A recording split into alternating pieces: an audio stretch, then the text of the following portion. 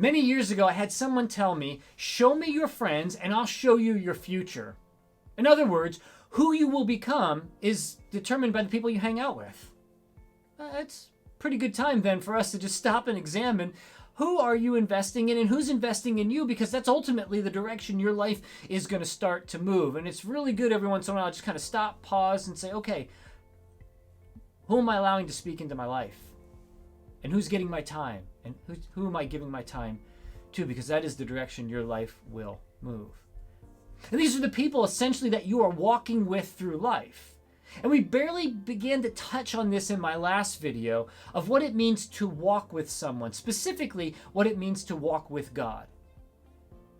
We took this from Micah chapter 6, verse 8, which says this: He has shown you, O man, what is good. And what does the Lord require of you? To act justly, to love mercy, and to walk humbly with your God. And walking with anyone means this, that there's a relationship as well as an agreement, an agreed upon pace, direction, and even the distance that you're going to go. Walking indicates relationship, investment. And then to take that one step further and say walking humbly with your God means that you're good with Him leading the relationship as you humble yourself and allow Him to lead and you follow. Now, it's the last part of verse 8 that I really wanted to touch on today, and that is this: to walk humbly with your God. Because that forces me to ask another question then. Not just who it is that I'm walking with, but who is my God? For you see, this is a question that must be answered, because there's all kinds of things, good things and bad things, that we can allow to become our God or become most important in our life. And when we do, we find that we'll humble ourselves before them and they lead and we follow. Let me give you a couple examples of what I mean. When money becomes your God, what drives you then is the desire for more, and you've humbled yourself before an insatiable God. You don't want to be there. Or when things, the very things of this life become your God, what drives you is some false fulfillment in stuff, and it never really will complete you. I'll give you another one that may surprise you, but stay with me. You may not even agree with me at the outset on this, but just stay with me. When your family becomes your God.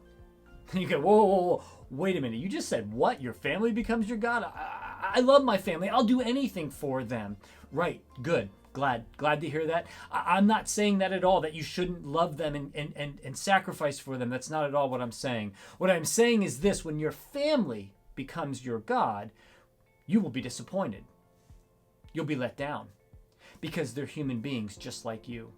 And you've disappointed your family and you've let them down. They're just humans. Family is a good thing.